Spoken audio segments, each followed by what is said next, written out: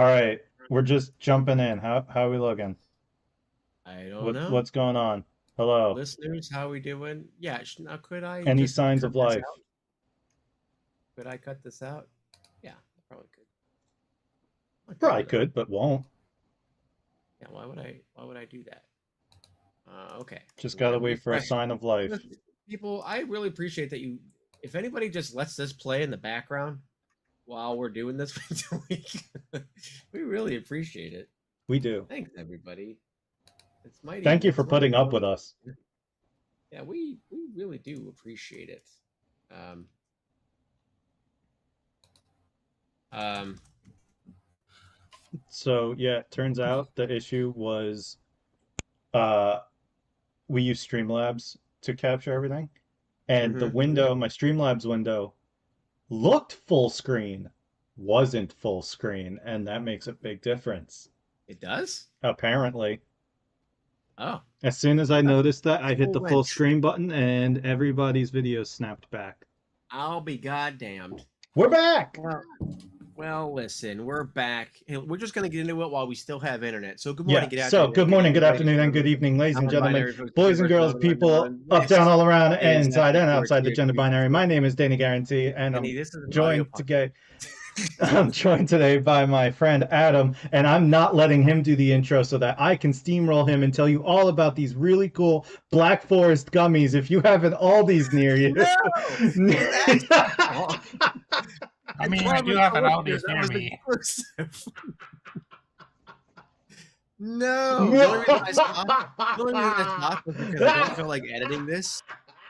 And when you don't have visuals, audio only is so hard when everyone's talking at the same time. So just instinctively, the producer and me stopped talking. Ruined it. We're not gonna talk any more about it. You have to learn all about it yourself. Black Forest Yep. gummies at Aldi's, they're really good. They're gushers, but better. Okay, there you go. Gushers piss me off because they don't gush as much as you would think they would. The commercials make them seem like they're just explosions of flavor, and they're just simply not. They're just not. Their You generic know, pizza's pretty good too. you know what tastes eerily similar to a Nestle's Crunch Bar? What's that? A chocolate covered grasshopper. A chocolate covered grasshopper? Never had. Yeah, my cousin had a bag of chocolate bugs and Oh, he dared me to eat one. I was like, bet. I I don't. tried to do it quicker than I could think, so I didn't hesitate. And Mm. yeah, it tasted like a Nestle's Crunch Bar. Oh yeah. All right. Listen, everybody. We're gonna get to our questions. We're just gonna get to it. But first, we have Sean. Adam's Sean, quiet. I'm not. No one has ever According to accused me of my, being quiet in my life. yeah, according to my audio, you are almost peaking. You are not quiet. I haven't peaked yet. I've still got so much left to give.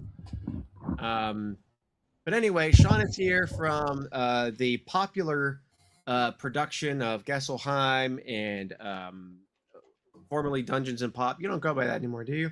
No, that went with what's his name? I can't remember his name now. No one knows, no one cares. All we know is your Gesselheim now. Or is it Gesselheim? I always say it wrong. I see it both ways. Yeah, Gestelheim, you right? Yeah, I say Jesselheim, but also I say Gestelheim usually when we have new people on. I think because it's a pun. because you have to Gesselheim how to pronounce it. So hey, listen, we're just gonna get into the questions. Sean's here, he's available. We're all available. Every single one of us are single men on this podcast. Danny, especially, doubly single. And we are gonna do. What is that on your finger? I don't Was that know. It your must face? be. I think I got some frostbite Oh, in that's a the ring I perfect sent ring you. around my finger. Yeah. Okay. Do you want to pull up the first question, Danny? All right, hang on. I'm gonna try and be smooth with it, which All can right. only go well after what just We're happened. probably gonna end up covering Sean's face. No, we're Listeners, not. Ready? Are you ready? Danny It's is just now gonna going to magically. try Well, which question do you want to do? The first one about the our yeah, age? yeah. Okay. Let's do that one. I think that one's relatable for almost everyone. And ha! Now it's a delay on my end, so you Just wait. snapping. Just wait. I guess it'll be good for you. It'll just Yeah, be oh yeah. delayed for us Just because I wait. don't. It'll show up on the stream. You're. You'll see it out of the corner of your eye. You'll be like, See, that's oh, what you he's a kinda wizard. circled. Bro's a wizard. It's weird watching the stream how your voice still somehow manages to synchronize even though it's behind. Yeah. Okay. Danny, do you want to read the question since you have it up? Sure. People, so this comes to us from Ask Reddit. Their username is just IVR. IVR. Okay. Or is that ITVR? Maybe it's ITVR. It's small and I'm blind. So thank you for your question. I think it's a T, ITVR. They want to know, people in your 30s and 40s, what is a minor bad habit from your 20s that you're currently paying for a massive way? Currently paying a massive price for. So what did you do in your 20s that didn't seem so bad, but now that you're in your 30s and 40s, you're paying big time for it? I got a couple locked and loaded. Do you guys like have any that just like inspire right away? I do, yeah. Really? Yeah. Mm-hmm. Oh, Sean, you're our guest. Why don't you're you our go guest, first? please. I What drank are you- Mountain Dew. You drank Mountain You Dew. drank Mountain Dew. And it got me addicted to exotic flavors. You know what? Exotic? Fair enough. What do you As mean? no, as somebody else who has a soda addiction, I get it. Exotic? What do you mean by that? Baja Blast, Code Red, Midnight Black, Purple Thunder, the other 5 Baja Blasts of different. There are all these weird tropical fruits. No one else. You have to find on the black web, find someone just to have drink mixes that have all these crazy fruit flavors of dragon fruit, and I can't remember all the other Mountain flavors. Dew has all that. They have they've had over I want to say they had at least 50 different flavors. Dragon fruit is so good. Huh. I don't know if I could identify a dragon fruit, but like when I see something that's flavored that, I usually get it. Yeah, it's so good. I love dragon fruit. And I think there was a blueberry pomegranate flavor at one point. So is it that you are still in you're in your what, 40s now? Yeah. 30s? So what is it that you're still addicted to exotic flavors now? Is that the punishment that became a thing in a massive I'm type 2 diabetic. Do you think the Mountain Dew caused it, or were you diabetic before? I think it caused. Well, I think it caused it because before I was diabetic, I didn't drink diet. I drank the regular Dew, and even then, even now, like it's something where I've been trying to get off of soda, still, but it's still like if it's been a rough day, it's like I want a taste of that oh no, dragon fruit or whatever I forget what the new Baja Blast, like the tropical one has different ones. Or I'm shocked that there's so many. Oh yeah, there's loads. Wow. There's only been one Mountain Dew I didn't like, and you want to know which one that one is? Diet? No, it's the sweet honey something flavor that they had at KFC. That's the crazy thing. They have so many flavors. There are restaurant-specific Mountain Dews. You can only get there's one at there's just one at Taco Bell, and there's one at KFC. Really? Oh yeah, and Purple Thunder is only at Circle K. Danny, I can see you just like Dixon also called it out in the chat, but just like how I was watching you squirm. So, because you also have a soda issue and you're type 2 so diabetic. my answer to the question is when I was younger, I really liked soda, and I have type 2 diabetes, and I'm addicted to soda. As Sean was saying that, aside from the Mountain Dew specifics, I was like, hey, it's Danny. I started, that's why I was like, oh my God, he stole my answer. It's like Sean's answer is literally the exact same as mine, and the whole chat noticed. Dude, I could just see you just like squirming and like just silencing yourself. Oh no, it's not just me. That's incredible. Well, hey, kindred spirits, Sean, I'm in the exact same boat. Same thing, except right? Well, we're jumping on the Zevia train, which is very good. But no matter how close something gets to soda, it's not the same. And luckily, I was able to make the jump to diet. And now I'm at the point where diet tastes good and regular soda is too sweet, like too syrupy. I don't Mm-hmm. like the way it tastes anymore, so that helps a lot. Yeah. Um, but yeah, I mean, it's the same as what Sean said. Like after a hard day or whatever, I'm craving that Diet Coke, man. Oh man, it gets rough. I And do have no one. ZV is gonna do it. I do have one good. I do have one thing that I have learned to curb it a little bit, at least at What's that? work. It's one of the few times I can say like I like working at work because they have soda, but they also have these flavored waters like where it's just sparkling water with a flavor. And what I'll do is I'll mix the soda with another one. So like there's this one that I mix grapefruit sparkling water like with Pepsi or Coke, Diet Coke. So it's even less That's diet good, yeah. there. I've started going heavy on ice. So I'll have 1 cup of Fuck soda, ice. but I'll make sure to fill the cup with ice first. So it feels like I have a lot, and I have to drink it slowly, but it's really only a half a cup of soda, you know? I do that with just water. Like with most, like if it's like a tea that I got or somebody got me the wrong drink and it's like a sugary drink, I just fill half the cup with water and then Yeah. dump the rest of it in there. So I dilute it pretty bad. Like half of the drink, half of the water. Um, Let's see. I Also, recently Dixon discovered says that. vanilla cola Zevia. The vanilla is Oh very yeah, good. The black cherry's my favorite. we Killer just Cola got. Liquid Death is really good, but expensive. Yeah, that's Hitch's new favorite, Liquid Death, It's so that good. we discovered. I'm learning Hitch likes colas. Welcome to the um, club. yes. When you come, we'll Uh, have soda. Dixon said, as a man in his 40s, my video game buying habits, especially after I started working at GameStop, really hurt me in the long run.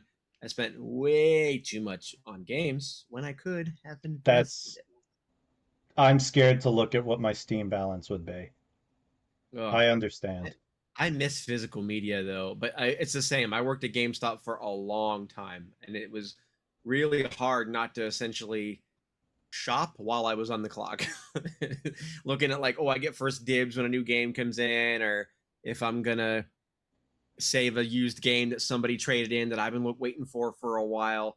Like it's hard not to, like, as I'm fixing the shelves, to maybe tuck something behind something so maybe I can get it later. It was I did hard. that when I worked at Toys R Us. We would hide things Oh, in the back room. I So when relate. people would come and ask, like, there's no more copies of this game. Do you have any more in the back room? Nope.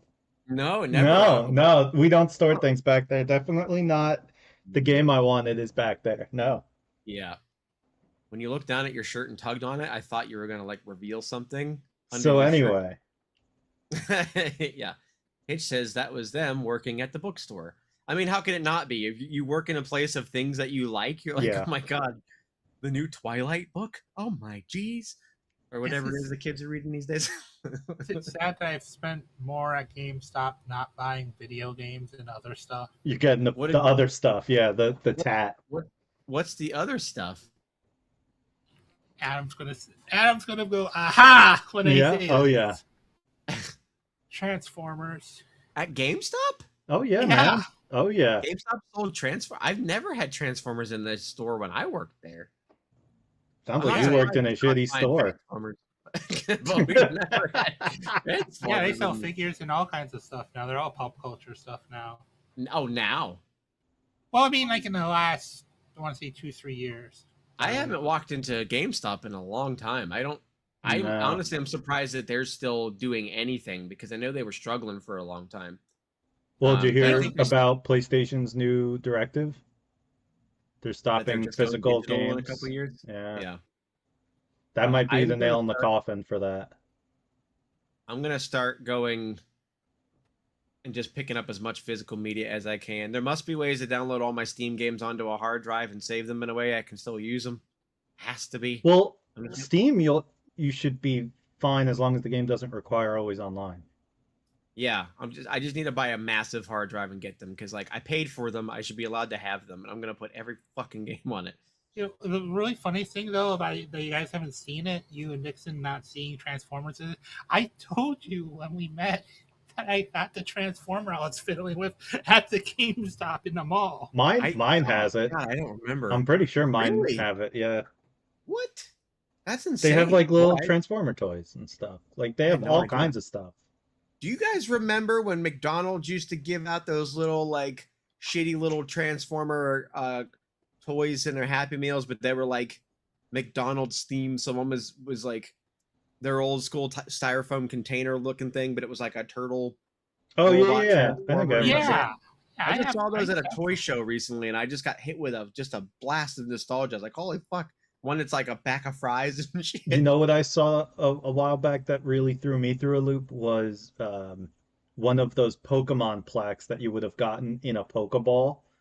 Yeah, Yeah, Burger King I had a in their kids Poliwhirl. meal. I used to force my parents to take me every week because we figured out what day they changed out the toys, and we would go every week to get a kids meal so that I could get my little Pokemon plaque. And I saw Yeah, one the other day, and I was like, oh, God, I wish I still had mine. I got a Poliwhirl, and we actually got them for free because there was such a craze. I had convinced my parents to take us to Burger King, even though we always went to McDonald's, and they were really suspicious. They're like, "Why are you guys pushing so hard to go to Burger King?" And I didn't want to say, "Oh, it's because of the toys," because they would have said no. I was just like, "Oh, because I have a new burger and I want to try or something."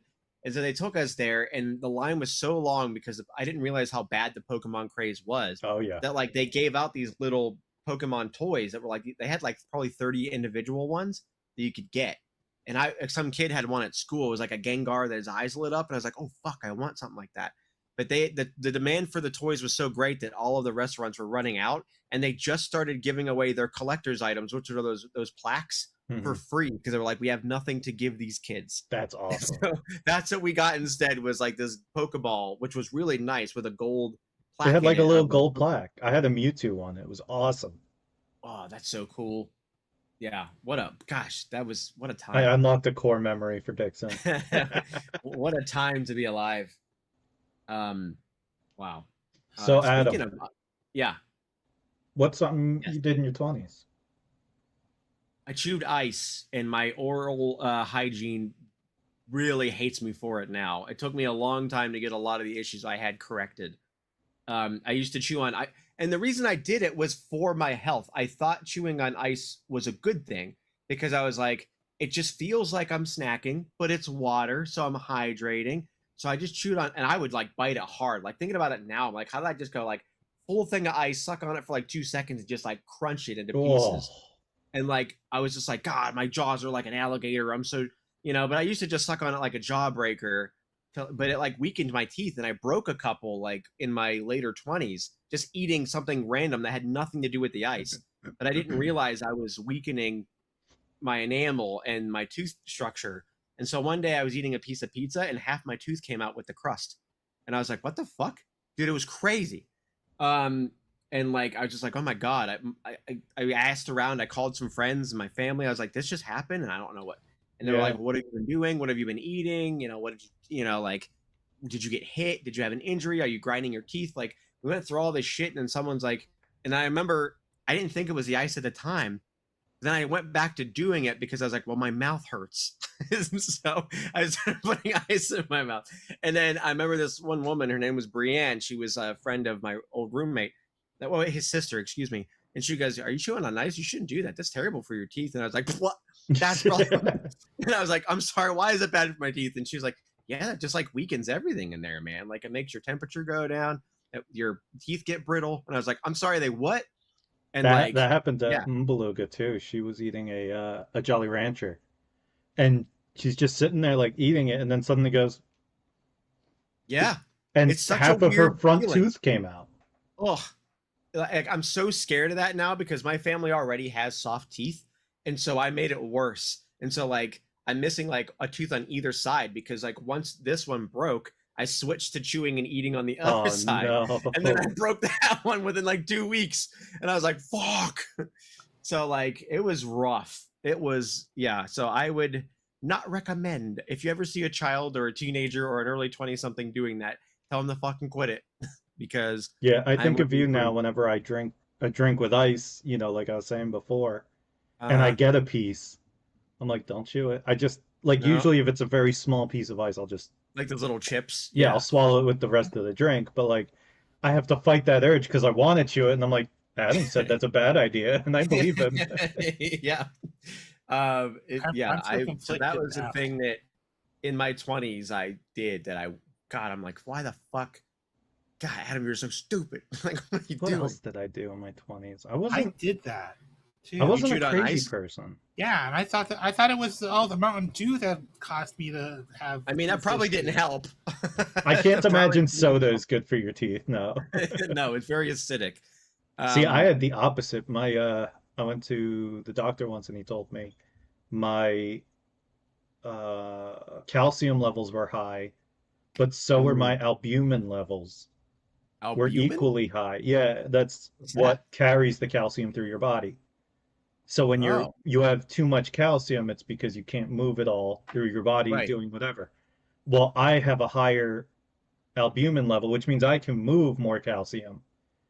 And nobody ever confirmed this, but I think that's a large reason of why I have no cavities or anything. I've never broken Because a you're tooth. constantly just like, because it's like super I strong. think it's kind of like the one robot from iRobot that's like, I have thicker armor, so I can like reach in this thing without breaking. Yeah. I'm like, I think I just have like I'm big boned. I think I just have thicker You're bones and stuff. big boned. Never broke a bone, Neither have I, thankfully. No, I'm not big for bone. lack of trying. Yeah. I am big bone. Why am I doing that? Sean, have you ever broken a bone? I've not broken a bone, and I've actually gone rolling down a concrete staircase with wrapped around a recliner. Oh, You went down a staircase and you wrapped around. Who No, I left mean, their recliner down there? I was carrying a love seat up the stairs. I got to the very top and lost my balance and rolled backwards. And my body was what Oh hit the shit! concrete thing, and I still yeah. didn't break a bone. Oh my God. And it Well, you was like got a Just very concrete lucky. stair. Yeah. Jeez. you just rattled around everything else on your insides. The I think. Well, closest, actually, wait. I think I there's like a right here is like a dent or something because I fell out of a shopping cart. I can't remember if I actually broke a bone or. You fell out of the shopping cart, Sean. I was 8 years old. And so you shouldn't be doing that in your 40s. Oh, when you were 8. Okay. Yeah, because I was trying to get out of the shopping cart and it flipped completely over and I had oh, head first. yeah, It's the also the closest I ever got, I tripped and I landed like this, and my elbow went out. But nothing Oof. broke. It was just a Hyperextended dislocation. it. Yeah, Or you dislocated it. Woof. yeah. Dixon broke their nose when they ran into a wall during We gym were playing class. horse, and I didn't realize how close to the wall it was. Shit. Oh, You we broke your nose. Oh. do.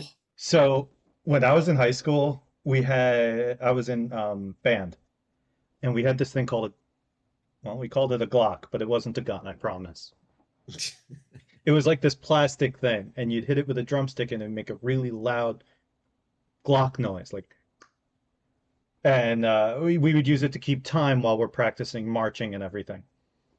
And my classmate had asked for it, and they just tossed it to her. This is like a small plastic thing, right? It can't weigh more than like a quarter pound or so, and it just hits her perfect in the face and broke her nose. It wasn't a Wonderful. hard throw. It wasn't a heavy object. It just happened to hit it right and just smashed her nose in, Woof. right? It's a plastic Right? belt. Yeah. Yeah, essentially. Insane. Well, we now we know what not to do. You know, we learn, we live, Careful we with try your to do better. Glocks, kids. Careful with your Glocks. Don't be Glocking people. Don't take your Glock out in public. Yeah, don't don't rock out with your Glock out. oh, so like it was Glock as in like Glockenspiel. Yes, yes. That's probably where it comes from, not the gun. What did you say, Glockenspiel? Yeah, Yeah. it's probably Like a xylophone. based on a Glockenspiel. Yeah. That would Oh, make more sense to me. That wow. makes sense. Is it David Glockenspiel, like a magician? Yes. Yeah. I know Glockenspiel's a dog. That's what it is. Everybody loves Glockenspiels. They're But very. I'm also pretty sure it's a Thai. food. It's probably. I think it's some sort of Pokemon. Glockenspiel. Oh, dude, I could see that. For sure. There's 1,000%. Absolutely. How is there Google's not a listening right now. glockenspiel? Yeah, Google's listening right now. It's like, hey, Nintendo. Glockenspiel is German for bell play. L play? Bell Yep, play. it's- Oh, it's so a you want to come pitch to my room and percussion. glockenspiel?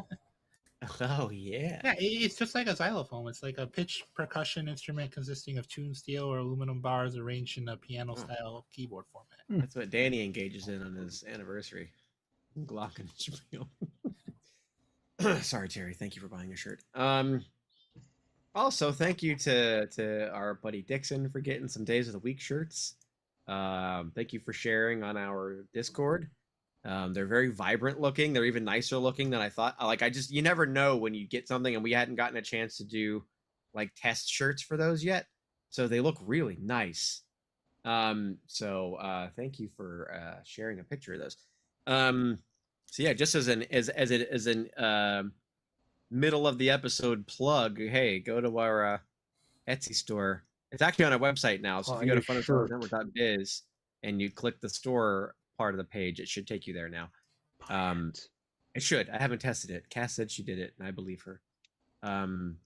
They look really vibrant. That yellow, really, that green too. Ooh, I can't wait to see them on you. I mean, I didn't want that to sound pervy. I can't wait to see them off you. But I want to. Yeah, I want to. I mean, I already saw them off of you. I mean, okay. Well, if it's that kind of stream, They have to pay extra for that. we have to go to OnlyDance for that one. Yeah, that's behind the paywall. You can't give that away for free on YouTube.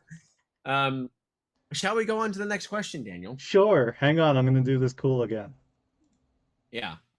And it just occurred to me as to why it's delayed for us is because we're looking at you on Zencaster, and there's no delay here, but there's a delay when you snap your fingers for us watching it on the stream.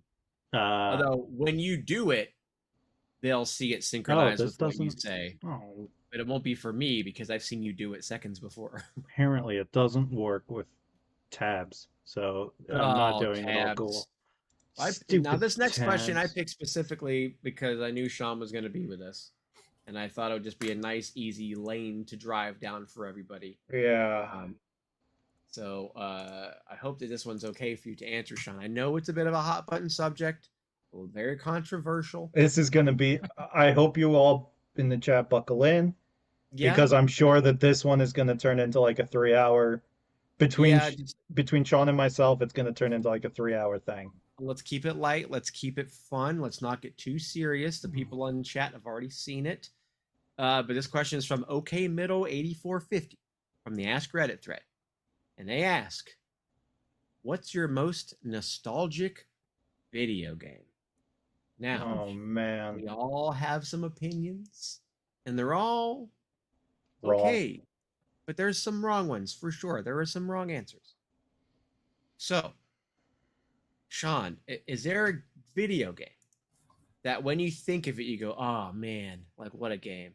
Oh, God, I could just play that right now. Oh, my God, that was so fun when I was a kid. Like, is there one that just hits you right in the nostalgia feels? Yes, I'm trying to remember which one it is. It's Final Fantasy Tactics. Really? Yeah. Ooh, that's a good one. Why does that one? It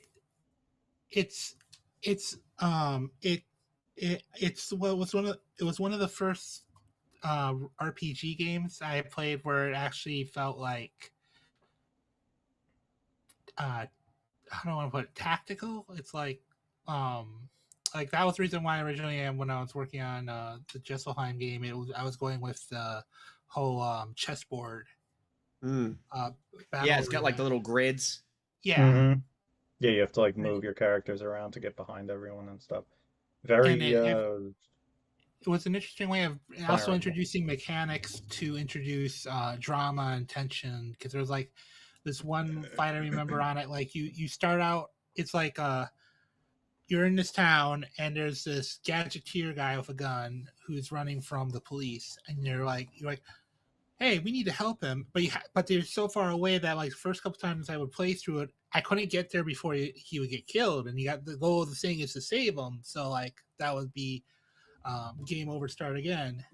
And I liked how like it's one of the reasons why I may have I don't, I know D&D's has some issues, but I'm willing to play it because it's the first tabletop RPG I have with the same feel, where like you can move around, you Oh, I can could set see your that. It's yeah, the little squares, the little grids and stuff. Mhm. Actual Yeah, tactics and stuff in there. Oh, yeah. that's why it's called that. I played a similar game. I think my first introduction to that style of game was uh, it was called uh, Gemfire. It was an old Super Nintendo game that was like an old kind of medieval looking. Oh, you have dragons or you have wizards, and you move like your soldiers, your archers into certain positions, and they can attack from whatever. Um, that was my first introduction to that. But the first big one was, have you guys ever heard of a game called Valkyrie Profile? Yes, I need to find a way to play that again, because I had it on the PlayStation Portable, and I don't know where that game went Yeah. or the station went.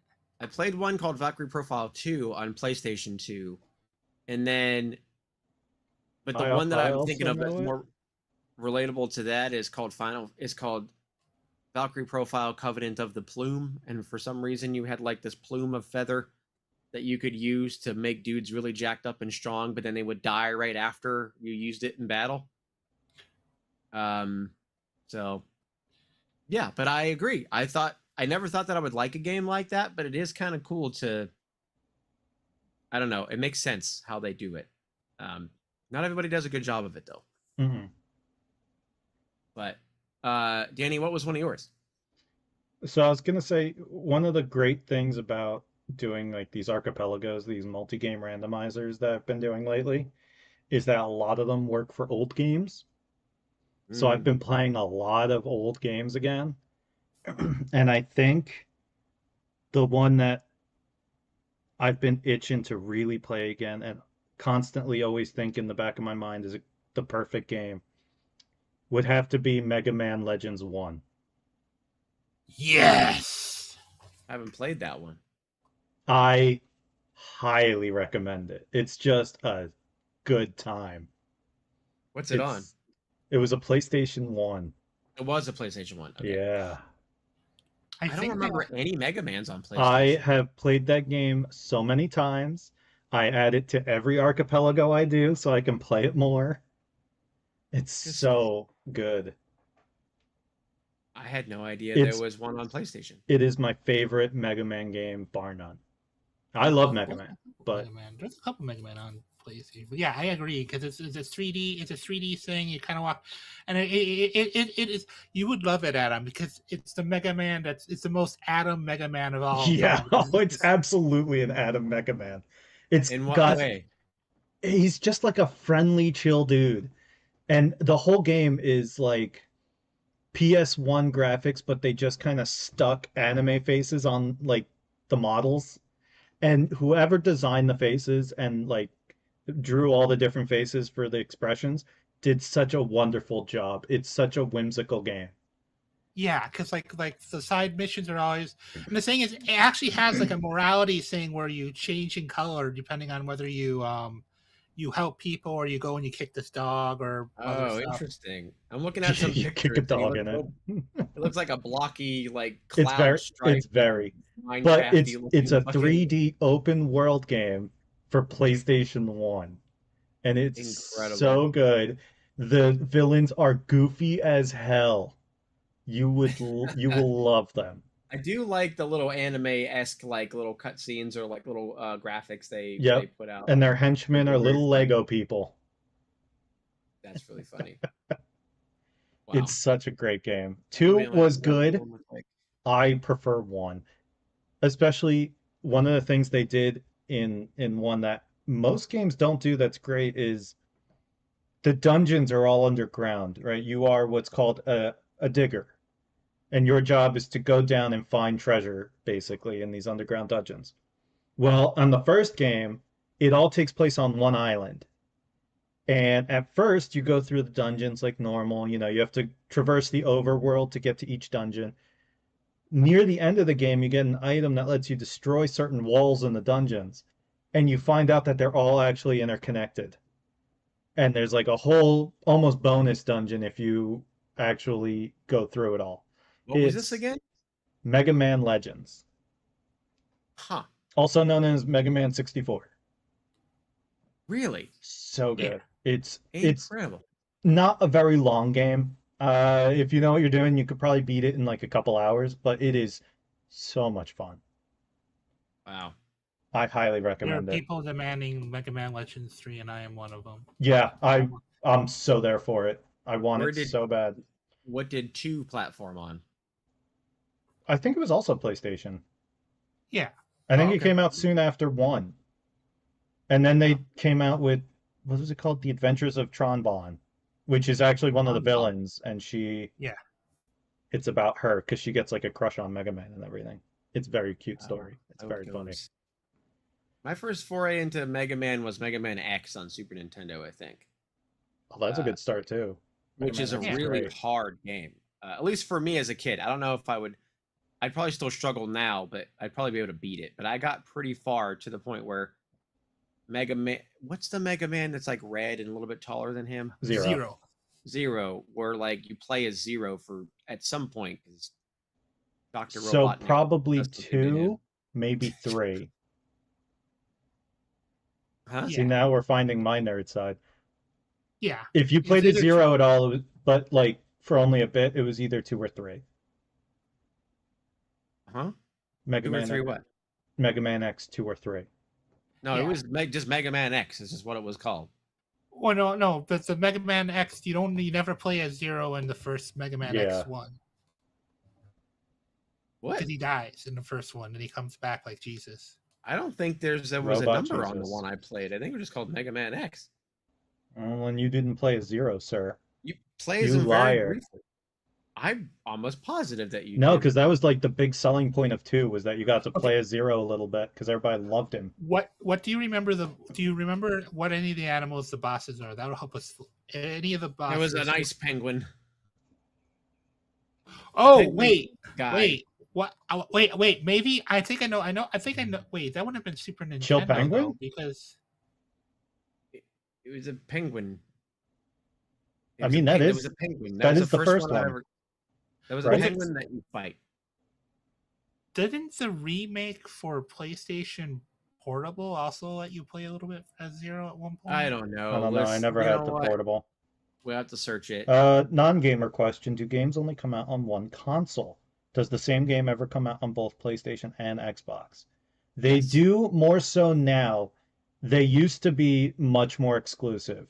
Like Halo was Xbox exclusive. You would almost never get a Halo on the PlayStation. All the Capcom games were pretty much all PlayStation only. The But original God of War trilogy. yeah, but nowadays they're a lot looser about that stuff. In X2, you could play Zero for 1 life. Yep, if Zero died, you had to fight Zero later in the game. In X3, you Right. could fully play as Zero. Chill Penguin Sure was you play as X. Zero very briefly. God, I can't Zero was remember. in it, but he wasn't playable. Or maybe Yeah, he gives you a helmet. I don't remember what happens. I'm pretty sure he plays him briefly. There was some robot thing you fight, and I kept getting fucked up on it. Doesn't matter. sounds Was like it a Mega Man green thing X. with the claw? Games come out, yeah, across multiple, especially since PC gaming really took off like about 15 years or so ago, where like You're very welcome. people started getting like more affordable builds and stuff. I Yeah. I did read this question a little bit differently, so I want to throw my impression at you guys to Please. see what you guys have. Yeah. Because I read this as, what video game are you most nostalgic about that when you played it, you felt you were nostalgic, like, oh yeah, that's the one I've totally beat. I did a really good job, or like that kind of thing.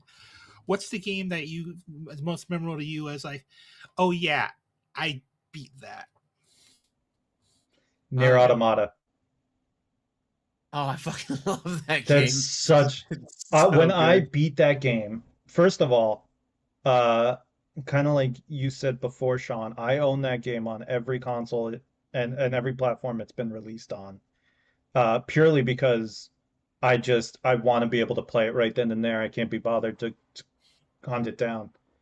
But when I beat that game, I put the controller down and cried for a little bit, and then I felt so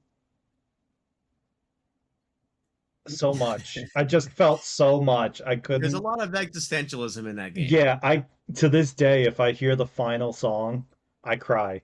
I just can't. It's one of the roughest opening boss fights, but one of the most epic opening That boss that the fights. tutorial is like 3 times harder than the rest of the game. Yeah, it's fucking stupid, but so cool that like I honestly didn't mind having to go back through and watch all my comrades get shot down before I went and Yeah. fought that giant machine. I still to this day I talked to my friend and I was like, dude, oh, it was such a great game. I loved it so much. And my friend was like, it was okay. It was only like a couple hours long and like not much happened. I'm like, Did did you play you the same stop game? after the fun? Like, did you stop when you beat the game? Because Yeah. you have to play it I a was like, couple no, no, times. no, no, no. You go back and you keep playing that game. There's like 13 endings. Not all of them have like a huge impact, but there's 13 different things that Basically, yeah, if you play that game until you reach the credits, you've only played a third of the game and you have to keep playing. that's true. You Wow. have to at least play it one more time through to get like because you see shit like from the So character what you're they do is playing the as. second run through, you play as your partner from the first run through, and he Mm-hmm. sees different things. Yeah. Oh. What's really cool, what I think one of my favorite charms about that game is you you they give you a whole mini game where they want you to survive shooting credits, like the credits of the This is the game. part I cry at. So the names of the people that are like, that help make the game, you shoot at them to kill like so So your what is I it like you can sacrifice your save yeah, files to go so help I'll someone else explain to you why I cry at this part because it actually has very little to do with the game itself. and more like you have to delete the file. So just the beauty of that. So what happens is at the very end, you play as this tiny spaceship and you can shoot the credits, and it gets progressively harder and harder. It's true. And It's like its own fucking game. each time you die, you start seeing messages that say like, "Keep going, I believe in you. You can do Mhm. this." And then you find out that they are written by other players, Mhm. and you can ask for help at some point. And you might say no a few times and die some more, but eventually you'll say yes, I want help, and a bunch of other ships will fly in and circle you Like a and bunch of protect more you. lasers, like fucking shooting shit for you. Yeah, and it will say so and so's data was deleted if their ship gets blown up, and then another ship will come in. And after all of that, when you're finally done with everything, the game will ask you, do you want to help somebody else? Do you want to make your ship available for somebody else to use? But in order to do that, you have to delete your save. Mhm. So all of those people that helped you deleted their save in order to make their ship available to leave you an encouraging message and help you Uh-huh. through the end. And then And you I'm do the same tearing thing. up just talking about it And right then you now. can write something for them to read as well before Yes. you I say yes. platinumed that game. I've beaten every mission, every story bit, and I have multiple times, and every time I delete the save so that I can help someone else. Yeah, it's And fucking Wow. it's beautiful. It's such a mhm. heartwarming thing. I cry whenever I think about it because the The music whole game, the the music music for is that very section good. has words, and it starts with a single singer just singing like this little sad thing, but it starts building up, and when you finally ask for help, a chorus comes in and they all Mhm. sing together. Yeah, And it's really fuck. good. Danny's making himself Danny's making himself cry. It's it was one of like that's the part I'm so nostalgic for. It was the Yeah. most heartwarming and touching thing I've ever been through in my life. To know that Yeah. these people spent hundreds of hours in this game and deleted it all just to help. Somebody Because they don't know, somebody because who could once never you thank them. You right, know? because you don't know who they are. It doesn't I Yeah, it don't just says like their username when they yeah, die. but you can't find them or anything. It's And that really people pretty. have tried like checked it out and it is real. Like they're not just saying, "Oh yeah, we'll make your ship available," and then they have a bunch of computer generated ones. People have looked into it. It is real. It records you, it sends your ship out, and you delete your data to do it. And if your ship And dies, that's it. It's gone, I and have tried to get to the end without help, and it is you so can't. I fucking am convinced you hard. cannot do it. I don't know if you can I've because no like I more and tried more to. I credits couldn't. show up on screen, and you get less and less space, and you only have one little puny laser to like try to make room. And it's just It it's a basically very becomes a bullet hell. it's a bullet hell for Like sure. yeah, Yeah, and it's very cool. it's And the very whole touching. game is very existential. It's about like you're in this futuristic version of Earth that's like been decimated by robots or some sort of alien race of robots. I can't remember what exactly like the it Don't was. get me Veda could tell started. me. I can tell you the whole No, lore. no, I know. And so like you are like these androids that are sent from like this space station to go and investigate and like take down like the robots are the enemy, but then you start to recognize because you're also technically robots, but you're sent on behalf of humanity to tackle the situation. And what makes you valuable is like they can make you, and as long as certain parts of your processing unit is still intact, they can teleport you to different spaces because there's another one of you Because in a you're just closet software. somewhere. Yeah.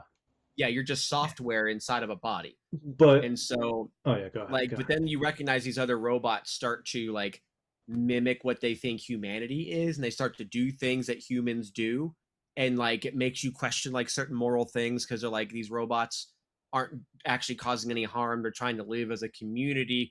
It's hard to explain, but like there's a Yeah. lot When of you just like start, it's very existential much just like robots bad. anime protagonist versus like clunky machines.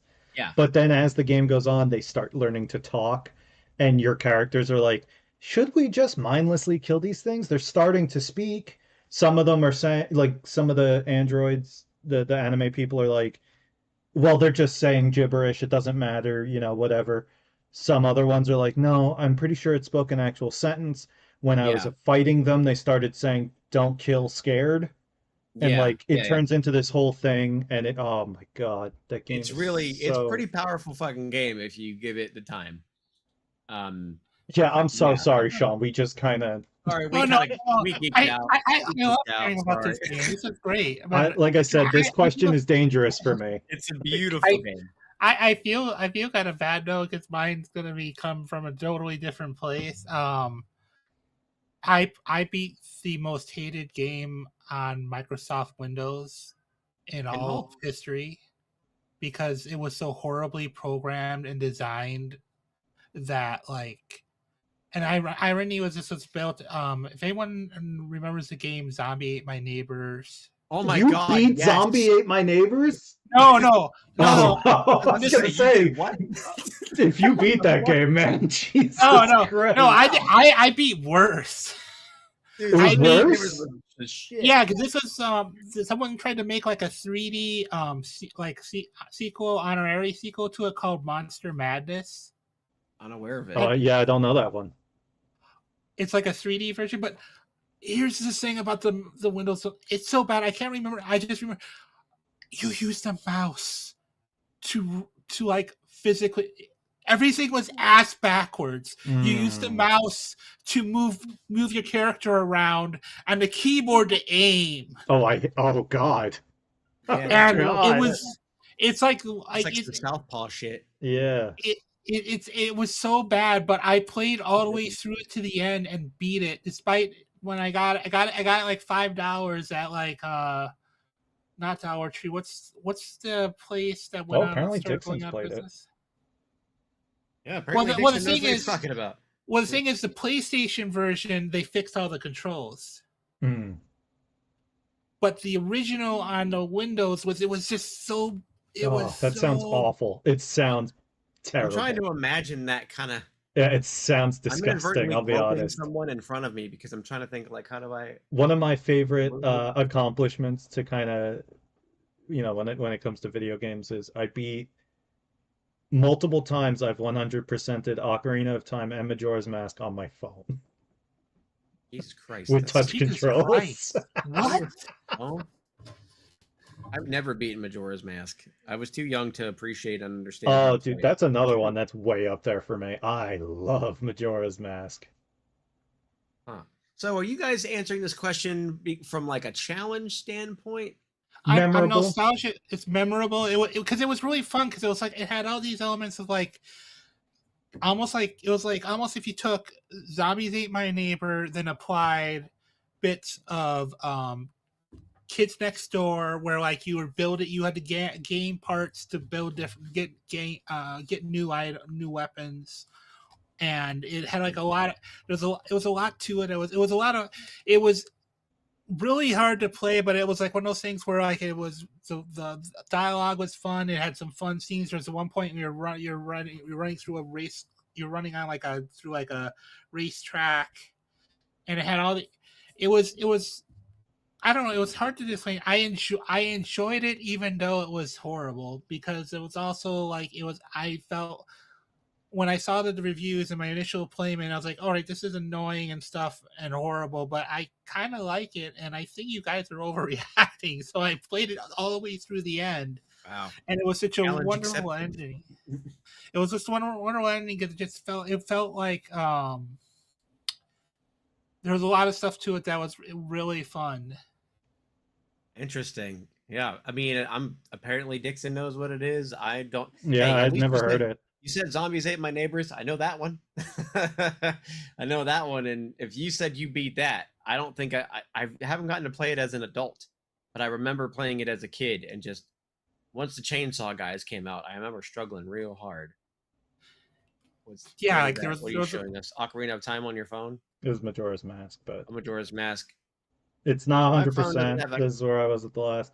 I own the game, first of all, so to anybody, with emulators and stuff, I do I was own gonna the say game. Nintendo's gonna come get you now because you No, showed I that on do own camera. the game. So I think legally I'm allowed to have that. Trying to think of what mine is because I have games I'm proud of that I beat and games that give me that like I will say when it comes to like JRPGs, my first intro into that was fun. Dixon said it in the chat as well. It was Final Fantasy IV, which at the time on Super Nintendo was Final Fantasy II, which is like starring Cecil and Kane and Rosa and all them. Why do you keep touching your camera lens? It's out of focus. I'm trying to. That's okay. You're just like Bigfoot. They're trying to censor you. That's all. There I am.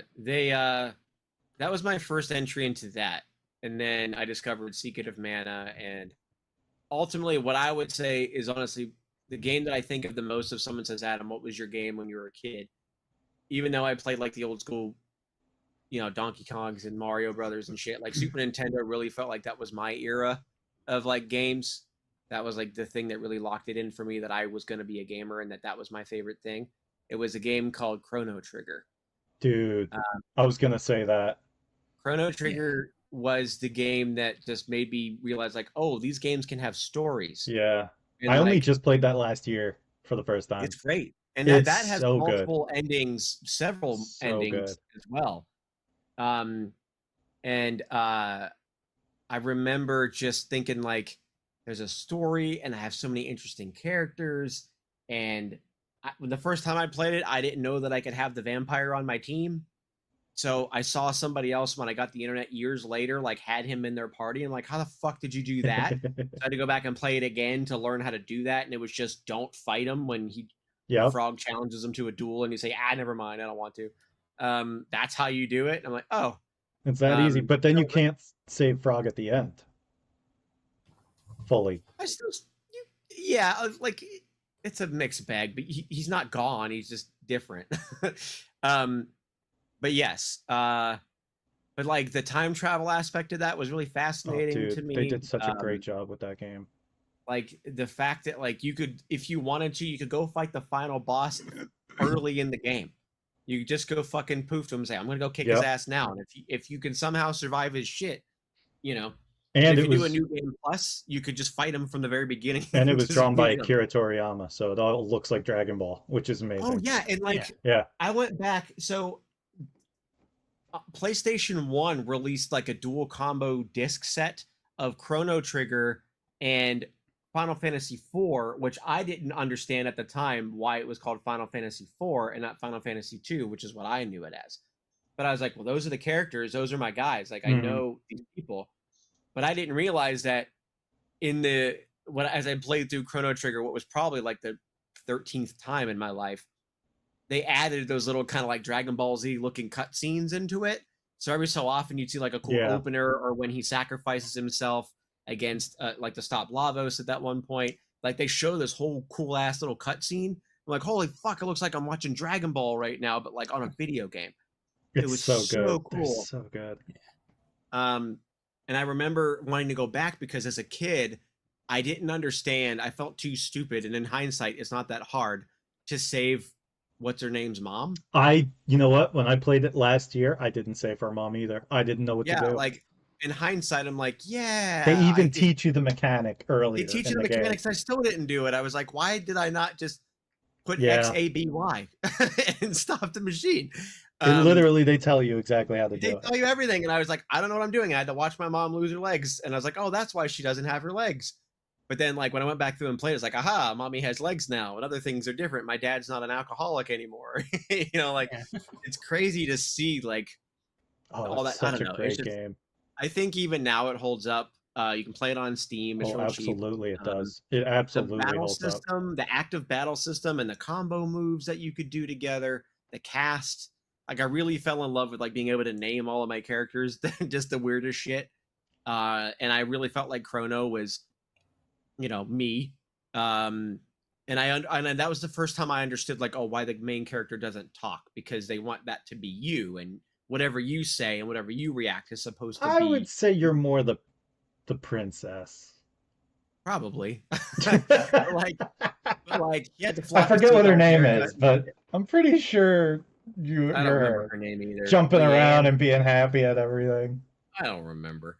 Yay! But the trial too, like they track all that shit, like everything you do when you go to trial in the courts in the kingdom, and like they reference all these things you didn't even know were going to be tracked at the time. Or like from the very beginning, when you bump into the princess at the fair, if you go pick up her amulet before you check on her, that's held against you. Yeah.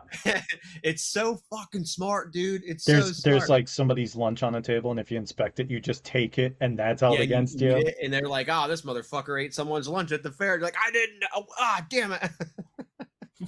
It's so cool. I don't know. I think Adam is more Kronos, because I feel like Adam wouldn't cause himself to cease to exist. He would at least not on purpose anyway. I was very. Oh, you're right. It was Laura. Zabby was at the robot. XABY was the robot factory. Yeah, which is when they teach you that Laura could be a thing. Right. You're right. It was Laura. It was left shoulder A, right shoulder A. Yeah. Which I didn't realize that there were shoulder buttons, and that's why I fucked that one up. Yeah, because any other game would have you go to a console and type it in, but this game was like, no, literally press the buttons on your controller. I didn't do it. As a kid, I did not piece that together in that particular moment. And I think I did the Robot Factory where you did that later. And I was like, oh my God, that's what the fuck. I mean, it makes sense. It's a high pressure situation too. Because in the moment, it's not just like, hey, press the buttons. It's you literally stuck in a room while the mom is moving down a conveyor belt towards a machine. And you're like, oh, yeah, because like you go to because they trick you, because there is a console there, and when you click on it, it says enter in the code, and I'm like, how? What do you mean? It doesn't give me an option. Is my game broken? I took it out once, and I was like, fuck. I turned it off and turned it back on. I was like, maybe my game's broken. Something's missing. It stressed me out. Anyway, for the listeners who I love games that do crazy shit like this. It's just, if you're a gamer, I have similar feelings to that game as Danny has for Nier Automata, but like. Not in like it was like this big epic. I mean, it's a big epic story, but it wasn't the big epic story that hooked me. It was just like how smart it was, and how even my little kid brain could like understand it. I would say that game does time travel just as well as Majora's Mask, and those are the only two games I would say did time travel perfectly right. Yeah, they did a really good job. What's that? Majora's Wait. Majora's Majora's Mask, you Mask. use like a flute to like restart the Yeah, you have days to like before the reset moon. 3 day Oh, okay, cycle. okay. I was just gonna say because I was thinking, wait, wasn't that Ocarina of Time? I mean, Ocarina of Time, it was just two different world states. Like that's what every game does. I feel like Majora's Mask and Chrono Trigger were the only ones to really use time travel to like, Majora's Mask on a micro scale. You learn everybody's schedule and where you can meet them and when you can talk to them. And then Chrono Trigger's more macro, where it's like you're visiting the same places millions of years apart. The whole world is open to you, and you see like certain kingdoms leave, certain kingdoms show up, some places are still around but different. Oh Mm-hmm. yeah. And there's a lot of things like doing something in the past affects the future version and stuff like that. It's all very good. Yeah, it's really And like the moon, yeah, the moon in Majora's Mask yeah. is awesome. When you decide in Chrono Trigger where to go, like it really matters because once you get because that's at first you get this thing that's called the epoch, and it doesn't fly. It's just like a stationary time machine, and it takes you to the same place, but at whatever time period you can go to. And so, like Danny was saying, you can see what it looked like before your Hmm. modern world, or what it looked like after, in like 3 million AD or whatever the fuck they called it, after the apocalypse happened, that the main antagonist starts. So you get to see the like what happened after he rained down fire on all of Earth. Yeah, Um, imagine if you could Yeah. time travel and you went to go fight the meteor that killed the dinosaurs. It's like that. right. Like That's Essentially actually that. one of the Yeah. endings. it is. Yeah. Yeah.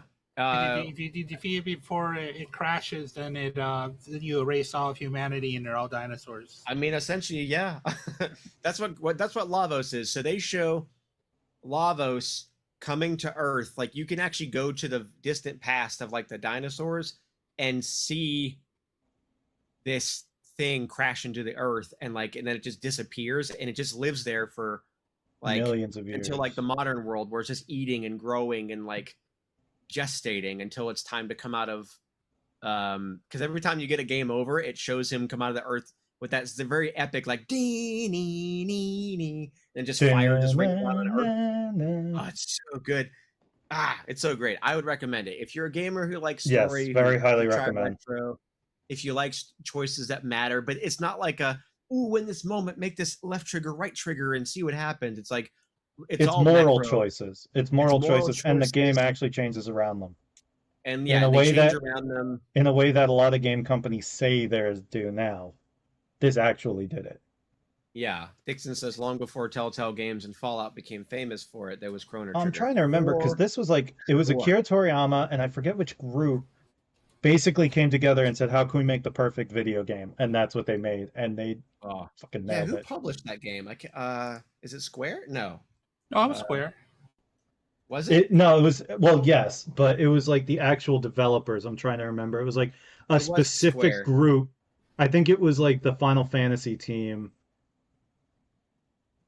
and so Oh, maybe. I don't remember. It was like a group of people came 1995. together on their own and were like, "We're bosses at this. Let's make a fucking cool game." And that's what they made, and it was awesome. Oh man. Yeah. So that game, I feel the same level of just like attachment that you do to Nier. It just So it good. really locked in for me. Like I loved Final Fantasy IV. I loved Secret of Mana, but something about Chrono Trigger just like sat with me in a way that nothing else ever has. Um, and I just, ugh. All the characters are Squaresoft, cool yeah, too. long before It's hard to pick a Enix, favorite. long before Um, the Enix was added. oh, so good. I love a good TV show or video game where it's hard to pick a favorite character because like they all Speaking bring of, something to it. right before we started, Beluga and I just finished watching Falling Skies. Great show. I highly What is it called? recommend. Falling Skies. Oh, I It's don't know what that is. alien invasion done well. Uh, what's his name? Joan Hill. Of Arc. Yeah, Joan of Arc from The Pit is the main guy, the main character. But they do a very good job of like. There's a lot of characters in that show, and very few of them I don't like. Ah. And Oh, yeah. if I do hate them, I'm kind of supposed to. Right. Like they're good at making you feel that. Yeah. John, do you have a TV show? This isn't the question, but do you have a show that you're just like, wow, all these characters are so cool that it's hard to just nail down like a favorite? Yeah. Gravity Falls. Now that is one I that's need on to my list watch to that. check out. Yeah, I I need to check haven't that seen show it. out. I've heard really good things about it though. It is so good. It is like, That's like what Absurdia is essentially is, right? Like, yeah, Absurdity is like, it's like Gravity Falls, Twin Peaks, that kind of thing. what do Yeah, they call that style of TV show where like the world itself is like a character in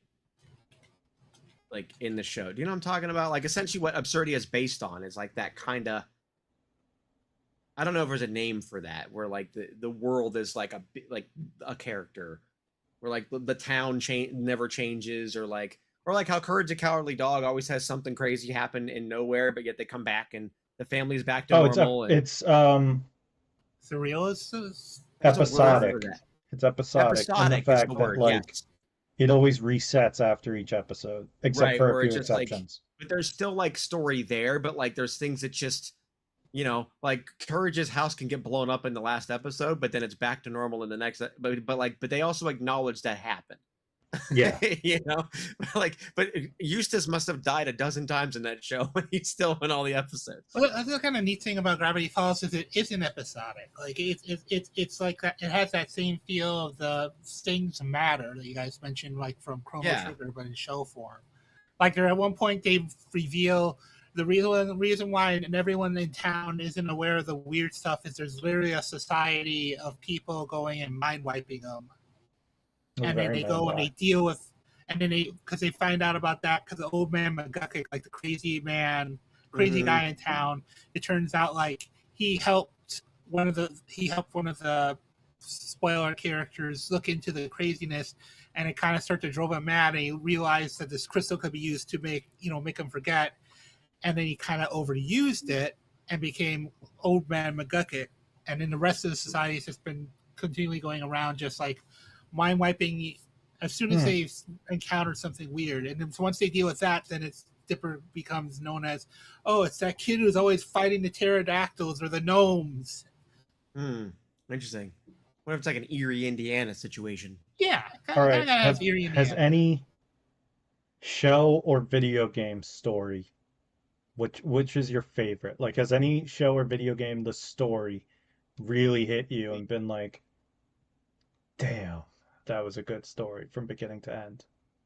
Not Near Automata, I'll tell you what. Oh God, no, that game sucks. I will not say that one. It is that one, but I'll try and come up with another example. Like all the way through, or just... Yeah, like has there ever, a TV show or a book, anything? Has there been a story that's really stuck with you as like, damn, that was a damn good story? There's a book I can say that like really stuck with me. I think I've mentioned it on the show before, but it's called Lamb. Okay.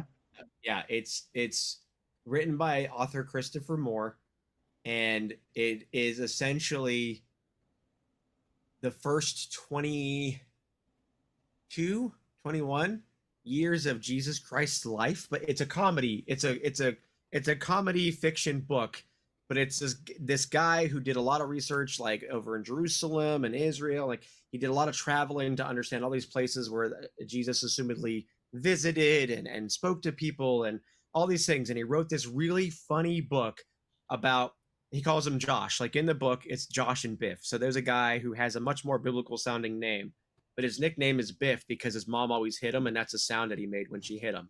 So they called him Biff. And so Biff is Josh's best friend who got written out of the Bible for something he did in the climax of the book. Oh my so God. They took him out of the Bible completely because they didn't want anybody to know about him because they were so ashamed of him. And so he travels the world with Jesus, who's trying to learn who he is and why he feels like compelled to help people and why he says he's God's son. And they're like, what the fuck are you talking about? You can't talk like that around the Romans and things like that. And it's a very touching but funny, it's a very funny but touching book. Like there's a lot of heart written in it. And so there's times where you're like really giggling at like he goes by Josh in the book, and Josh is like, I can never be touched by a woman. Like I have to remain pure, but I'm curious of what it is. And so like Biff goes and gets like a prostitute to do things to him on the other side of a wall, and he describes it to Josh while it's happening. Oh my god. But then there's so he's like she has me in her mouth, and Josh is like, in her mouth, interesting, what does that mean? But then like in other things, like he heals sick people who are like abandoned, and like he stands up against the Romans, and like and then they time jump a bit and they visit all the three wise men, and he learns about demons and why he can have control over them and compel them to leave people. And you learn about Mary the Magdalene, and they call her Maggie in the book as if for a nickname. And it's just a very interesting way to learn about that story. But like, because like I guess in the real Bible, there's a lot of years from Jesus's life where it just kind of starts where he's an adult already. And so like no one, there's like not a history of since when he was born in like the manger, what happened after that? Who was he? And so like this guy was like, I kind of want to write that story and figure out like who I think he was and what he was doing, but in like a funny way. Would highly recommend. It's a book I always think of when someone says, oh, what would you recommend of a read for me? I'm like, well, if you don't find it too blasphemous, I think you would really like this book called Lamb. It is very funny, very charming, very heartfelt, especially the ending, which is what gets Biff written out of the Bible. And the whole book is written from the perspective of Biff, who gets brought back to life by an angel who is experiencing modern Earth for the first time. So he's still learning what modern Earth is like. He hasn't been on Earth in thousands of years. And so like he brings Biff back to life. He's like, hey, we're missing like a bunch of years from Jesus's life, and we know you were there. So I brought you back to life to write this book. And so he puts him in a hotel room and he guards him because he knows he'll try to escape. And he says, write. And so that's what the book is Biff recounting what was missing from the Bible. That's pretty cool. It's very smart and very funny, and every now and then it cuts back to the modern world where Biff is like trying to escape because he doesn't want to do it. He just wants to leave, and he gets given what's called the gift of tongues, so he can speak to anybody in any language. So that gets him into some trouble. It's very funny, and that has really left a mark on me. None of that story was boring. The audiobook is just as good. Would highly recommend. There's a name called, hey Adam, did you know there's a game called Jesus Christ RPG Trilogy? No, I did not. And is it one of those oh is it like my god. Is it like a Christian game where it's like, oh hey, feed these cats? Well, there is like a Jesus RPG right now, yeah. Or is it actually is it a trilogy? Like, is that what I'm thinking of? The trilogy where you totally play as play Jesus? A game starring Jesus Christ where like I get to go heal people and kick Roman's ass. That's what it is. If it's what I'm thinking of, that's what it is.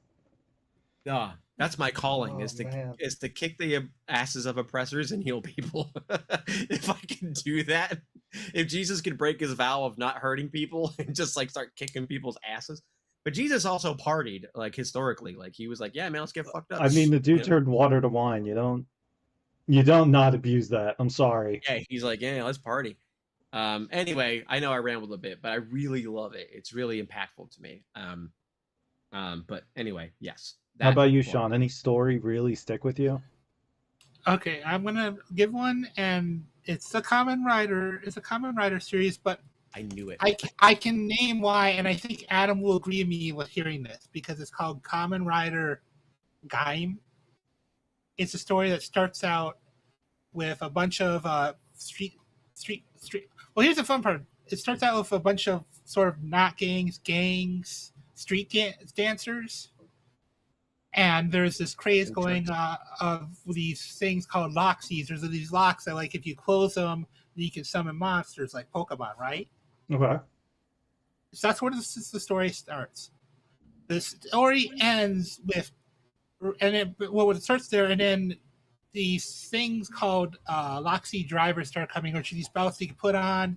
You slap one of those seeds on it, and it turns you into a Power Ranger, right? Mm-hmm. And so like these teams start to each get their rider, and they start having fights with them. It ends with the two most powerful survivors fighting whether the world will be turned into a bunch of monsters by the fruit that it has a lot of biblical things. The idea is that there's this force called Helheim, that is leaking into reality, and there's these people, and it's kind of like if the idea is like the fruit that made humanity be able to be aware of sin and stuff, right?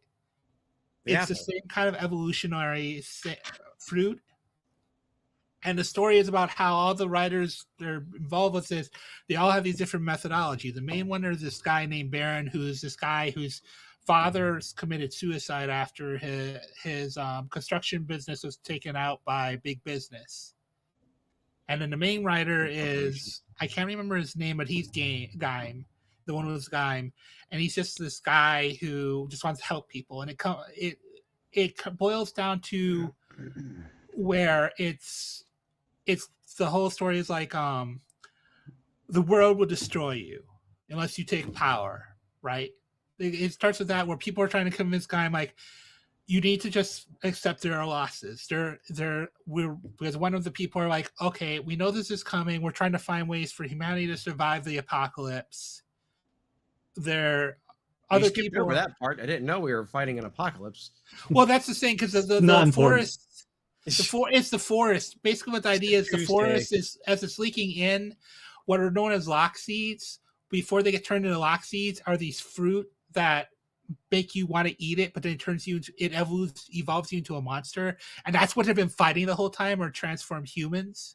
Ooh, I like that. So they essentially, what the common writers were fighting were people who were eating this evolutionary fruit, and then not knowing that they were people eating evolutionary fruit, and were slaying these monsters, thinking they were just mindless beasts. Yeah, and the thing is, the fruit it's like hypnotic. It makes you want to eat it unless you got really good. Well, there's one person who managed to avoid eating it without having this bout is just because he is the most badass, manly, gay, peri, marine / baker in the world. All right, well, let's go back a beat, because that willpower. The spider web's getting real big, so I want to make sure I can follow the timeline here. Yeah.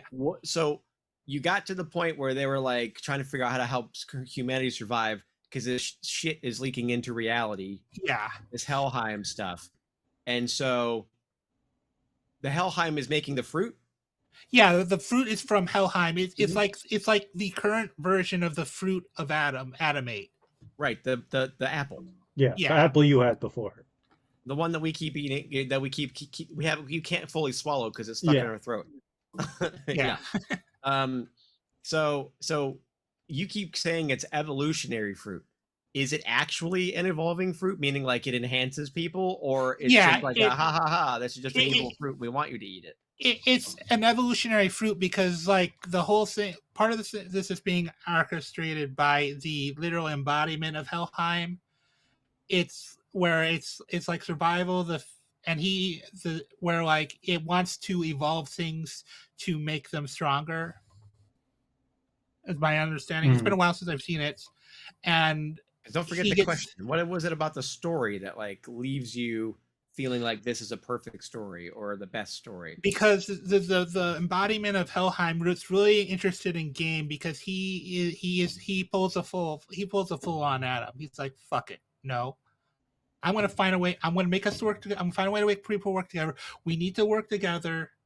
And he really interests the guy. And the guy's like, and everyone else is telling him, no, you need to have power to do stuff. The world is breaking. You need to have consequences. And he keeps on saying, no, I refuse. So the Helheim throws to him and starts boosting him. So like, all right, I'm interested in seeing what happens if you win, because I want to see.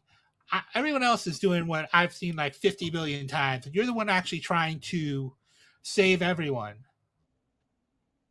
And he's like, if people are telling you only those in power have the power to destroy or save, how about then you need to get the power to destroy the laws that say these people must die. This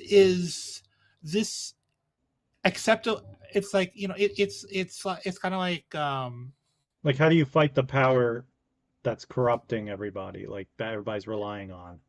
Yeah, both the power of like the people in charge saying, like, basically it embodies like the kind of hero I like, where that they're like, it's something Gaim continues through this and does everything he can to get people to work together and keeps on going and ends up when he ends up spoilers, he ends up winning, and then so the Helheim is telling him like, okay, what do you choose to evolve Earth to? And he's like, I don't choose to evolve Earth. We're going to another planet, and we're going to I'm going to start a new species with you. Oh, neat. Because I refuse even because at this point, yeah, because I reject your question and substitute my own answer. Basically, as he's been getting these powers, he and the other guy have basically been turning into the monsters, even though they still have their humanity. Gotcha. And he rejects that. I have to destroy the world to make this new, to make it evolve. Gotcha. So you kind of like it because like the main driving character essentially finds a way to work with what would have, I guess you could perceive as like the opposing faction, like this Helheim embodiment or whatever, and finds a way to save humanity while also keeping this thing like being like, okay, I'll work with you to make this happen, but also I'm not going to sacrifice humanity to do it. Yeah, he sticks to his guns, and it has a lot of like it's a lot of questions about morality, but it also has someone saying like, you do not have to even, because the thing is, he finds out when he first got his belt, it was his best friend he killed that went missing, which fucks him up really bad. Sure. And but he still keeps on going forward and trying to say like, I reject. It's almost like it's like a rejection of everything that's going wrong in the world right now. Sure.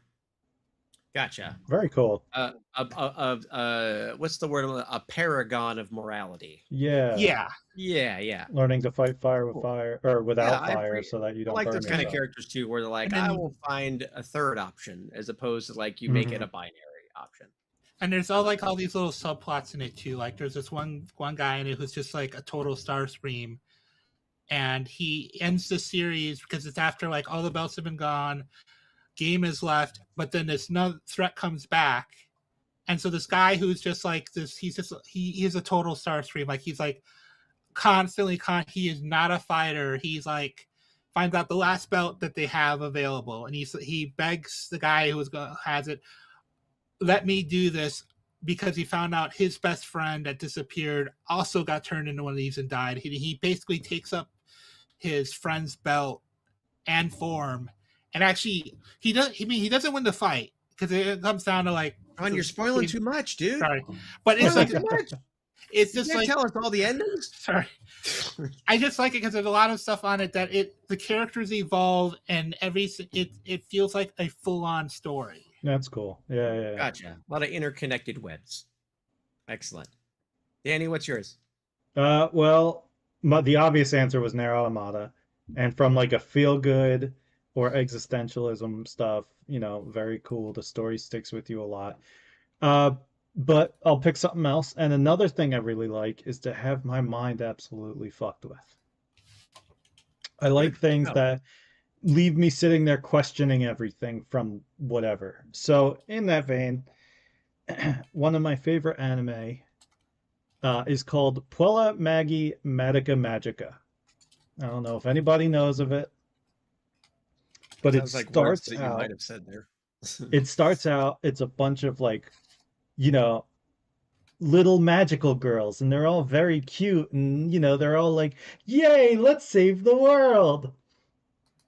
And the story follows this one girl as she learns how to fight these monsters, and the monsters and their world is super creepy. The art style changes to be all weird. And there's one other girl that's kind of against them, very cold, very mean to them, and keeps trying to get in their way. And there's this cute little cat that's helping them. Like, hey, let's go fight the things with this cute little cat, but there's this one girl getting in our way. And as the show goes on, it gets darker and darker to the point where a lot of trigger warning stuff happens. And at the end, you find out that, not to get too spoilery, but one of the characters is stuck in like a time loop where all of their friends keep dying over and over again, and they keep trying to save them, and they're only making things worse. Mm. And I love that the show starts out super cutesy, you know, bunch of little girls doing their magical girl thing, but by the end of it, they've all got trauma. Half of them are dead, and it doesn't shy away from the deaths either. It's just a complete reversal of the genre, and I loved it. It was so Mm. good. Is it like psychologically, like when you say it fucks with your head and shit, like is it that's the whole point, is it's meant to make like Yeah, you know, like the game Doki Doki Literature I Club was is just like about to ask if it very was a cutesy on joke the yet. outside, but then it kind of gets real dark. This would Yeah, be yeah. that as a show. Oh, okay, so yeah, not It for the light of starts heart. out super nice and pretty and flowery and all that. But then each episode it gets darker and darker to the point where, like, trigger warning, characters are wanting to unalive themselves. Mhm. Um, you know, they start losing their minds and killing each other. It's it's when that show ended, I was just my jaw was just hanging open. I was like, that was such a mind fuck. Yeah, Yeah. Dixon You, apparently knows everything we're talking about today. I do too, and I have actually something interesting to tell you, Danny. What's that? Guess who wrote both my story and your story? Really? They were written by the same person? Yeah, yeah. In fact, you also covered some of the reasons why I like Kamen Rider Gaim, because it started out, like I said, it starts out with street dancing, people doing Pokemon, and it ends with and it has similar, like Oh my god, that's so funny. Who wrote like it? Don't get back into the story. Just stay focused. Euro. Who wrote it? I don't know his full name, but I know his nickname is the Euro Butcher because this is the kind of story he writes. Well, now we have to confirm. Hang on, There's we have to another anime I confirm. want to watch, but I can't find it in America right now, called Yuki Yuna is a Hero. And it's the same thing. It's another one where it's like, oh, pretty fantastic magical girl, but then they all get their minds fucked, and it's awful. Jan Urobuchi. Yeah, I just found Oh, it. It you says did not. Jun Urobuchi, the head writer Oh, for Doki Kamen Doki is Rider Gaim, fantastic, I say. well known for his dark and tragic storytelling. Fans often refer to him as Euro Butcher. He is also highly celebrated for creating the hit anime series Prela Magi Madoka That's Magica. fucking That's crazy. insane. That's so All right, crazy. gang, let's recap here. So earlier in the episode, Sean was like, the thing that fucked me up in my 20s was my addiction to soda pops, and I have type 2 diabetes. And then Danny goes, "Hey, I was addicted to soda pops, and I have type 2 diabetes." Sean, let me ask you something, because you're in your 40s, right? Yeah. Oh, yeah. I'm 40. When you were how old am I now? You're When you were 36. 36, did you look like me? Are you just me from the future? I look pretty much the same, except I just have more gray hair. So. You're stuck in the time loop. This Yeah, is am it. I the one in the time loop? Oh, fuck. That's insane, because like the Mega Man stuff too, the similarities God, there with that's y'all like so funny. bonding over there. Why do you think I've noticed it? Why do you think I'm always asking you to come on Chesalon? It's so funny. Yeah, I was gonna say, like, the shit y'all talked about, that is insane, dude. I was gonna say, like, yeah, there's some time fuckery going on here. As for Oh TV my god. So what do Well, you say now I know we you round got this good episode? taste. Yeah, let's run this shit down. My brain Yeah, is also this has hurting from all been the similarities. a long episode. Yeah, but that's I okay. knew the second question was going We- to be trouble, but it was We great. had some tech issues in the beginning. But hey, everybody, Sean, everyone, thanks for being here. Thanks for listening. Thanks for watching. Appreciate you all. We appreciate you all. Sean, you want to do like a quick 30-second plug for anything? Yeah. You can check me out on Jesselheim Productions. It's the only thing I'm on right now. It's a podcast network. A lot of different things. Our kind of story, our thing is we want to play with everyone. Adam's been on a few times. Danny still has to come on. Yeah. I do need You're to also start making a game. It's not ready yet, but you're also working on like a little tabletop-ish Oh game, yeah, right? yeah. I'm working on a game that's our Jesselheim. The world is right now it's D&D, but I'm also making an original game that's sort of powered by the apocalypse mixed with Final Fantasy Ooh. tacticsy stuff, but less grids and more range. I mean, it's been a long work. Like Adam played an earlier version, and I I'm I Yeah. need to come back to him with the new when I'm done with the new one because it's something I'm more comfortable It's running. a work in progress. You don't want to rush a good thing, but you Mhm. also just got to keep plugging forward and make some mistakes. So, Yeah. but yeah, so that's just, can you remind me how it's spelled? It's GEST. ALIEM, I believe. That's it. Yeah. No, it's GUES. It's got the word guest in it. Oh no, I'm the when it's GUESTALHEIM. spelled, it's Oh, GESTAL. Gestelheim is just your club. That's what it is. Yeah. Yeah. So check that out as it's coming, or go find them on all the social medias and the YouTube. Yeah, Your do the guys are have a thing. YouTube. Go find him. You know what to do. Go find him. Go play And Nier Automata. Go watch go Puello Medica Magica. Play Chrono yeah, Trigger. yeah. Play Mega Man. Play Mega Man Legends. You play Read Sean's book. yeah. Reach. What was the name of it again? The book? Wait, what? The story you liked. Oh, that was a Common Writer That was Gaim. Common It's a Writer chibi show. Gaim. GAIM. Go check that out. Read Lamb if you like funny Read books. Lamb. Yep. Yeah. It's Read very Stormlight funny. Archives. It didn't bring it up, but I should because it's a great series. Do If that you want too. a fun quick teaser at it, just look up what is a Gaim. A There you go. Simpsons parody of the show. There you go. Look up what is a There Gaim. you go. GAIM. Danny, you do voice stuff. I Tell them do about voice that. stuff, and if you want to hear voice stuff, I have a Fiverr you can check out if you want me to do your voice stuff. I am also on Instagram where I voice naughty things. That's I'm true. also, I think I'm gonna start streaming again. So me and my friend, we're gonna start streaming our archipelago runs. So if you want to check that out, I'm probably gonna stream it on Danny Guarantee. So yeah, you can watch me play a bunch of games all randomized together. My friend will also stream his view of it. But it should be a good time if you want to just come hang out. See, Mega Man Legends will be in it, so you can see the game. It's true. As will Majora's Mask. Oracle of Ages and Seasons for the Game Boy. Hollow Knight. What else was I planning on playing? I'm going to play a lot of games. So many games. And I believe we were talking about starting it on the 6th, but we will see. Well, who knows when that's going to be? Yeah, it could be anytime. Could be anytime. Yeah.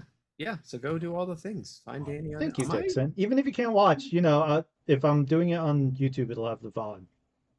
Feel free to check that out if you want. The video on demand is what that means. Did you know that? I didn't know that. Yeah. Actually, I just thought it was short for like Vadio. Yeah, I never even questioned it. I was like, oh, it's a VOD. It's just called VOD. That's what it's called. It's called a VOD. Like, my name is I'm Danny. sorry, you're right. Golden Sun, Dark Dawn, not Dark Dawn. The Lost Age is going to be in it too. For sure. And hey, shout out to everyone here who hung out in the stream, who listens to the audio, who does both. Shout out to Terry for buying a shirt.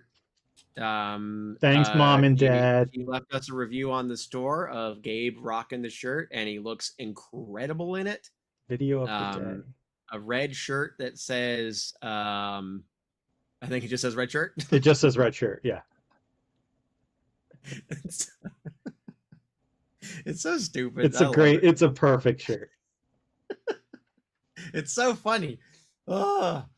Anyway, so yeah, there's that. Dixon just got a bundle of shirts for every work day of the week, and showed us a photo, and that's very great. So thank you for your support there. If you go to funinstallersnetwork.biz, you can find the store there, or you can just go to the show notes, because I usually put it in there. If you want to find the store, it's on Etsy. It's also we have in a the new shirt up description. there. It says Bucket. Dixon just said I'd crack my dude. I laugh at the stupidest shit. I just like I forget the dumb things that I do and make, and then I'm reminded, and it's why I personally think I'm the funniest person I know. Like I am my own biggest fan when it Yeah, comes to I've been there too. I get it. I hate it, but it is who I am. It's so funny. Nope, now More he's back. people He's breaking again. more people more people should own these shirts, okay? We have a bucket shirt on the website. There's Bucket. 3 colors. It just says bucket on it. People think it's funny. I promise if you wear bucket It's a out, people bucket. will ask you questions. It's great. Just bucket. Yeah, I love that. I crack myself up. I do it a lot at home. Like a lot. um I just think I'm so funny. And I can't Adam's help one of it. those guys that'll just be sitting there silently and then suddenly like as he remembers something. Then you have to be like, what this time? What Yeah. happened this time? Yeah, so we have our literally labeled color shirts, so you can go and find those. If you like pink shirt, it'll say pink shirt. If you go to the days of the week, we have Sunday through Saturday, baby. Go check those out, and then look for some other things. We're thinking about doing little greeting Hashtag cards. justice for bucket. Yeah, we really appreciate it. And we have a Ko-fi or Ko-fi, however you pronounce it. Just Fun Installers is what it's called. If you can, that's great. We put that money towards helping other creators and the network. If you can't, that's also fine. You can just go on there and say hi. Hey, thanks for being here. But thank you for listening. Thank you for talking to us. Thank you for everything else. Danny says it's a dream come true to be here. Sean was Total dream come true. Everyone here feels like it's a dream come true, right, Sean? You get it. I always love being on here. I like it's a cool chat. Cool people, and don't annoy me like the McElroy brothers. Oh no hate for the McElroys here, but no. But yeah, we appreciate you coming. We appreciate. The last thing I'll say that like I don't get to say, not that I don't get to, but I probably don't make as much of a concerted effort to say these days is that like as the world is on fire, something that's been really nice to have is like this constant network of people who are like around to lean on, talk to, that too, because I'm so hot right now. It's so fucking toasty. You are. It's like 90 degrees in this house, and my asshole was literally like filling up a bucket under my chair. I'm kidding, it's not doing that. But it's real bad up in here. But anyway, I really appreciate not only just the people who listen and the people who watch and the family members of the people who listen and the people who watch, and who are part of the show, but people who are actually in the network too.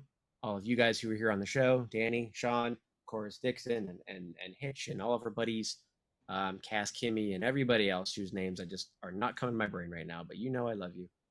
I appreciate that. I will say I tried to start a network at the height of the pandemic, and it lasted about a year, and then it all fell apart because I had too many cooks in the kitchen who had different ideas of what they thought a network should be. And now I've had this one for 3-4 years now, and it's been fucking awesome. And everybody in here I still like, and everybody's my friends, and I still love them, and I like to see them, and I visit them, and we talk all the time. And even when there's times ago when like life is getting really difficult or busy and we don't always have time, we always check in anyway. So it's just really nice to have that community that stays. So thank you for that. So even if this never blows up the way that I hope it does someday, this has been one of the most rewarding things I've ever gotten to have. So thank you to everybody who's in the network. Thank you to people who listen. Thank you to the family members of the people who are in the network. It really means a lot to me. So just thank you for just doing all this shit. Here. I love being a part of this group. Hell yeah. And like Dixon says, Adam's getting mushy, but we love our mushy Adam. God, I'm so mushy right now because I'm all wet. We love a good mushy Adam. I'm so wet. It's not a bad thing. More men should express their feelings. God damn it! I agree. Cool guys express their feelings even when they're hot. I thought about, in all seriousness, starting like an alpha male podcast, but with actual real advice. Yeah. So you want to get a girl to like you? All right, well, first step, she's a human being. You have to treat her like one. Or what step one is, guys? What everybody knows? Don't be a piece of shit. Just don't be a piece of shit this year. Try not to be a piece of shit this year. And girls will like you. And people will like you. You'll like yourself more. You'll respect yourself more. It's not hard. Don't be a dick has always been the number Look one at this. rule. Nobody on your screen right now is a dick. And No we one all here are is a hanging dick. out and having fun. Yeah, it's true. So thank you all for being here. Thank you all for listening. Thank you all for watching. Don't be a piece of shit this year. Don't be a dick. And love, peace, and Applebee's for all of you. And we'll see you all next time. So